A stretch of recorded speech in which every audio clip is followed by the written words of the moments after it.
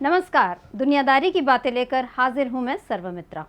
दोस्तों, संसद के मानसून सत्र का आगाज हंगामों की गरज बरस के साथ होगा, इसका अंदाजा तो पहले से ही था। लेकिन ये पता नहीं था कि प्रधानमंत्री नरेंद्र मोदी पहले दिन ही रक्षात्मक मुद्रा यानी डिफेंसिव मोड में दिखेंगे, या ये कहना मुनासिब होगा कि पहले दिन से ही हमारे पीएम सहानुभूति कार्ड चलने लगेंगे। उन्हें शायद ये अच्छी तरह से पता है कि कोरोना की दूसरी लहर में उनकी सरकार की गलतियों का खामियाजा देश के करोड़ों लोगों को भुगतना पड़ा है।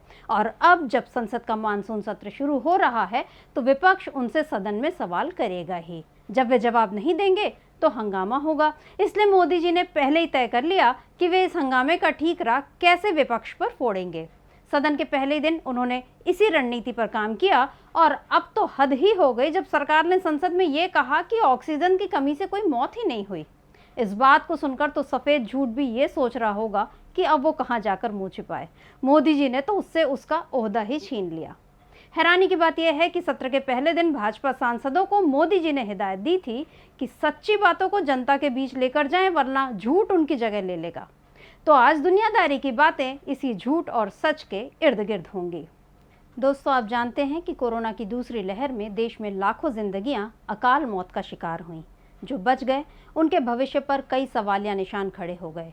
महंगाई की मार देश में इस तरह आम जनता पर पहले कभी नहीं पड़ी। तीन युद्ध, अकाल और बाढ़ जैसी त्रासदियों के बावजूद जनता की जेब पर इतना अनावश्यक बोझ कभी नहीं पड़ा। न ही कभी सरकार की ऐसी संवेदनहीनता देखी गई। तेल पर टैक्स कम करके सरकार जनता को तत्काल राहत दे सकती है, लेकिन सरकार इसकी जगह कुतर्कों का नमक जख्मों पर छिड़क रही है। स्वास्थ्य सुविधाओं का अभाव, गरीबी, बेरोजगारी, महंगाई, इन सब की सबसे अधिक मार समाज के सबसे कमजोर तबकों पर पड़ रही है। दलितों, पिछड़ों, आदिवासियों और महिलाओं की जिंदगी में पिछले 2 साल में तकलीफें कुछ और बढ़ गई हैं। अगर सरकार आत्ममुग्धता का चश्मा हटाकर देखे तो उसे समाज की हकीकत समझ आए। लेकिन सरकार अब भी अपनी गलतियों और कमजोरियों का ठीकरा दूसरों पर फोड़ने में लगी है। सरकार जानती थी कि मानसून सत्र के दौरान जब सभी सांसद सदन में इकट्ठे होंगे तो विपक्ष के लोग सरकार से जवाब तलब करेंगे। सत्र शुरू होने से एक दिन पहले सर्वदलीय बैठक भी बुलाई गई थी, जिसमें प्रधानमंत्री ने कहा था कि शांतिपूर्ण ढंग से स्वस्थ और सार्थक चर्चा होनी चाहिए। वैसे सरकार तो विपक्ष को इतना कमजोर मानती है कि उसके साथ अस्तित्वहीन जैसा व्यवहार करती है। उसके बाद पीएम न जाने किससे स्वस्थ और सार्थक चर्चा की उम्मीद रख रहे हैं। अगर वे वाकई ऐसा चाहते हैं तो विपक्ष अब तक जिन मुद्दों पर सरकार से जवाब मांगते आया है उनकी उपेक्षा करने की जगह जवाब देना चाहिए। लेकिन तब सरकार के मंत्री और प्रवक्ता निजी दुश्मनी निकालने के अंदाज में प्रेस कॉन्फ्रेंस करते हैं और विपक्ष को खरी खोटी सुनाते हैं। सरकार का अलोकतांत्रिक रवैया जैसे सदन के बाहर है, वैसा ही सदन के भीतर भी दिखता है। इसलिए कई जरूरी विधेयक बिना चर्चा के पारित हो जाते हैं। शायद प्रधानमंत्री के लिए यही स्वस्थ और सार्थक चर्चा है। वैसे प्रधानमंत्री मोदी ने सत्र की शुरुआत में ही कहा कि विपक्ष जमकर सवाल पूछे, लेकिन सरकार को जवाब देने का मौका भी दे। पता नहीं वो कौन सी अज्ञात शक्तियां हैं जो सरकार को जवाब देने से रोकती हैं। बहरहाल, मानसून सत्र के पहले ही दिन लोकसभा में मोदी जी ने अपनी मंत्रिपरिषद के नए मंत्रियों का परिचय कराना चाहा, मगर इसी दौरान विपक्ष के सदस्य हंगामा करने लगे तो प्रधानमंत्री ने रक्षात्मक मुद्रा में कहा, मैं सोच रहा था कि आज सदन में उत्साह का वातावरण होगा, क्योंकि बहुत बड़ी संख्या में हमारी महिला सांसद, दलित भाई, आदिवासी, किसान परिवार से सांसदों को मंत्रिपरिषद में मौका मिला, उनका परिचय कराने का आनंद होता।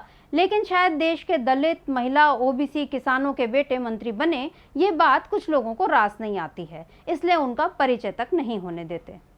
अब इस हद दर्जे की संवेदनहीनता पर क्या कहा जाए। कोरोना में करोड़ों हिंदुस्तानियों का जीवन बर्बाद हो गया। उनके लिए संवेदना के 2 बोल बोलने की जगह प्रधानमंत्री को नए मंत्रियों का परिचय और स्वागत ज्यादा जरूरी लगा।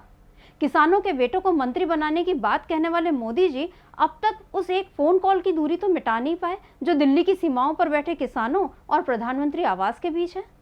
मोदी जी ने विपक्ष पर कटाक्ष करने के बहाने खुद को महिलाओं, दलितों, पिछड़ों का हितैषी साबित करने की कोशिश की।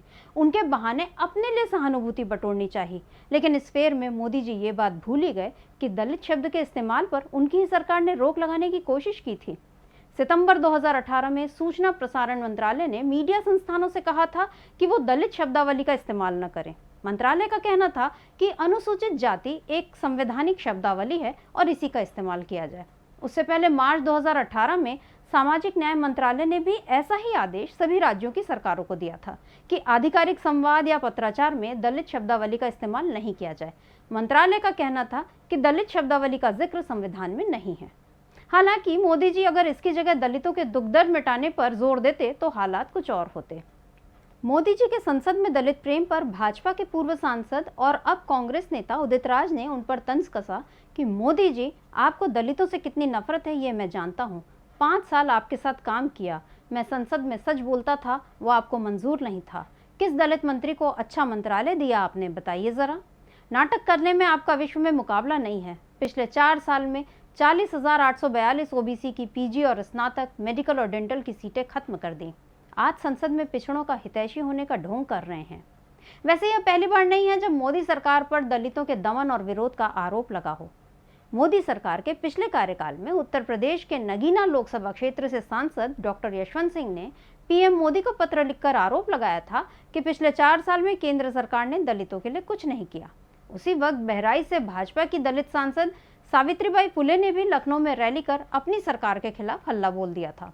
मोदी सरकार के पहले कार्यकाल में ही भाजपा अनुसूचित जाति मोर्चा प्रदेश अध्यक्ष और उत्तर प्रदेश के रॉबर्ट्सगंज से दलित सांसद छोटेलाल खरवाड़ ने पीएम मोदी को पत्र लिखकर मुख्यमंत्री योगी आदित्यनाथ की शिकायत कर कहा था कि विभिन्न मुद्दों को लेकर वो 2 बार उत्तर प्रदेश के मुख्यमंत्री योगी आदित्यनाथ से मिलने गए थे, लेकिन योगी ने उन्हें डांट कर भगा दिया था।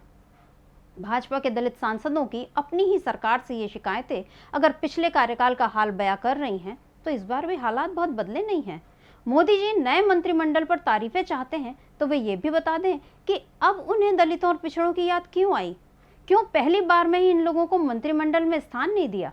जाहिर है इस बार नजरें ओबीसी दलित कार्ड की राजनीति पर हैं। भाजपा जानती है कि अगर बहुमत से चुनाव जीतना है तो 35% से ज्यादा वोट शेयर चाहिए। इसके लिए दलित और ओबीसी दोनों को अपने साथ रखना जरूरी है। आम चुनावों के पहले भाजपा को उत्तर प्रदेश की सत्ता भी बचाना है, इसलिए मंत्रिपरिषद विस्तार में उत्तर प्रदेश से सबसे अधिक मंत्री लिए गए हैं। 7 मंत्रियों में से 1 ब्राह्मण को छोड़ बाकी 6 का ताल्लुक ओबीसी और दलित समाज से है, और वो गैर यादव और गैर जाटव हैं, क्योंकि यादव सपा के और जाटव बसपा के वोट बैंक है। इसलिए उनके अलावा बाकी तमाम पिछड़ी जातियों को लुभाने पर भाजपा का ध्यान है।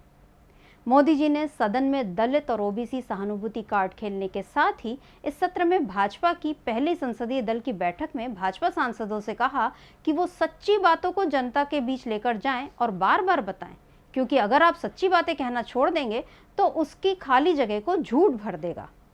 सच के लिए उनके इस आग्रह को केवल भाजपा सांसदों को नहीं, देश के तमाम जागरूक नागरिकों को मानना चाहिए, क्योंकि देश ने इस बात को कई बार अनुभव किया है कि सच को जबरन हटाकर कैसे झूठी बातें, झूठे दावे उसकी जगह हड़पने आ जाते हैं। वाकई सच बोलना छोड़ना नहीं चाहिए, फिर चाहे कोई भी रूठे या कोई आपकी जासूसी करे। तो आज के लिए बस इतना ही। देखते रहिए डीबी लाइव। नमस्कार।